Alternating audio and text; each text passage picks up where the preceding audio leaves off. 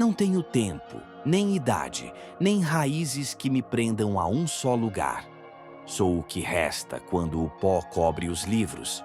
Sou aquele que escreve o que ninguém ousa contar. Caminho entre séculos como quem atravessa corredores em ruínas, e cada passo me leva a testemunhar os instantes em que a humanidade, tão orgulhosa, se desfaz. Hoje, abro diante de vocês um pergaminho que carrego desde a noite em que Roma, a maior cidade do mundo, sucumbiu diante dos meus olhos. Eu estava lá, caminhando pelas ruas de pedra que já não brilhavam. As fachadas de mármore estavam manchadas pelo tempo, as colunas erguidas para deuses esquecidos serviam de abrigo para mendigos e ladrões, e as fontes, outrora símbolos de abundância, estavam secas, cheirando a mofo e abandono. Havia um silêncio pesado, o silêncio de uma fera à beira da morte. Roma ainda acreditava ser eterna, mas eu sabia. Nenhuma grandeza é para sempre quando esquece as mãos que a sustentam. Ao longe, trombetas soaram nas muralhas. Odoacro e seus homens se aproximavam. Chamavam-nos de bárbaros, mas para eles Roma já não era um império. Era apenas um corpo frágil, pronto para ser devorado. Dentro das muralhas o povo murmurava, dividido entre a esperança e o desespero. No palácio, o imperador, Rômulo Augustulo, não passava de um garoto. Via em seus olhos não o fogo de um líder, mas a fragilidade de quem carrega nos ombros uma coroa que já não pesa nada. Segui caminhando e escrevendo em minha memória os rostos que encontrava. Um padeiro fechando sua loja apressado, agarrando os filhos como se pudesse protegê-los com o próprio corpo. Uma mulher rezando sozinha em frente a um templo abandonado, implorando a um Deus que já não ouvia. Um velho soldado encostado numa muralha, com a espada enferrujada na cintura, tentando convencer a si mesmo de que ainda podia lutar. Cada rosto era uma linha da tragédia que se desenrolava. E eu me perguntei, como sempre me pergunto, quantas vezes vi a mesma cena em diferentes tempos e lugares? Babilônia, Troia, cidades orgulhosas que se julgavam imortais e tombaram sem perceber que o veneno já corria em suas veias. Roma não seria a exceção. Ela não estava sendo destruída naquela noite. Ela havia se destruído muito antes, quando a corrupção tomou os senadores, quando a desigualdade separou ricos e pobres, quando a arrogância cegou seus líderes.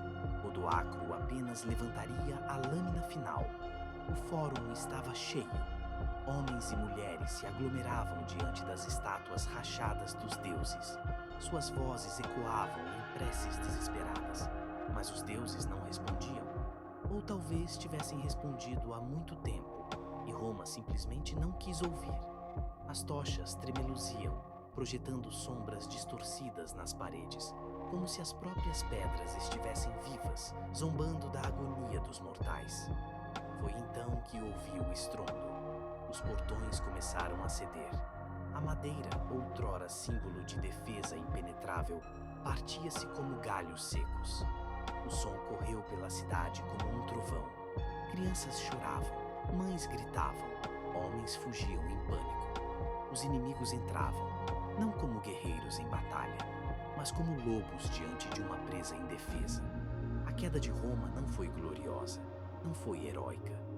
Foi lenta, silenciosa, quase humilhante. No palácio, Rômulo Augustulo foi levado diante de Odoacro. Eu o vi. Um menino sem espada, sem voz, apenas um símbolo vazio. A coroa que ele usava não significava nada. Quando foi entregue, Roma deixou de ser Roma. Não houve batalhas épicas, não houve resistência heróica. Houve apenas a aceitação do inevitável. E é nesse instante que percebi: o fim de um império não é um grito, mas um suspiro. Enquanto a cidade ardia, enquanto os saqueadores atravessavam os corredores e o fogo consumia as memórias, encontrei um grupo de crianças. Jogavam pedras entre si, riam, alheias ao colapso. Para elas, aquela noite não era o fim do mundo. Era apenas mais uma noite. E foi nesse contraste que vi a verdade mais cruel e mais bela da humanidade. Impérios caem, reis são depostos, cidades viram cinzas. Mas a vida comum insiste em continuar. Talvez seja esse o segredo que os poderosos nunca entenderam. Fecho os olhos e ainda vejo o fogo subindo pelas colunas, a fumaça cobrindo o céu, os gritos se misturando às risadas inocentes. E pergunto a mim mesmo, como pergunto agora a vocês: será que aprendemos alguma coisa com isso? Ou será que continuamos construindo impérios, acreditando que são eternos, enquanto dentro deles a corrupção, a indiferença e a desigualdade crescem em silêncio? Eu digo com a certeza de quem escreveu muitas quedas: nenhuma civilização ruirá de repente. A ruína começa devagar, invisível, até que o último golpe a derrube. Roma foi apenas uma das páginas que registrei. Antes dela vieram outras, depois dela vieram muitas mais. E cada vez que seguro minha pena, temo que um dia tenha de escrever a história da queda de nossa própria era. Naquela noite, quando a última tocha apagou e o silêncio venceu os gritos, fechei meu pergaminho. O que restava de Roma não eram suas muralhas, suas estátuas ou suas riquezas. O que restava era a lição que poucos teriam coragem de olhar nos olhos. Nada é eterno quando se esquece de onde veio. Nenhum poder sobrevive se não for sustentado pela justiça, pela memória e pela união de seu povo. Roma esqueceu disso e por isso morreu. E agora eu passo essa pena a vocês. O que acham? Estamos repetindo os erros de Roma? Estamos escrevendo nossa história com coragem ou apenas esperando o dia em que outro calígrafo abrirá um pergaminho e narrará a última noite do nosso mundo? Quero que me digam nos comentários o que fariam se estivessem em Roma naquela noite. Se lutariam, se fugiriam, se rezariam ou se simplesmente assistiriam, como eu, escrevendo cada detalhe.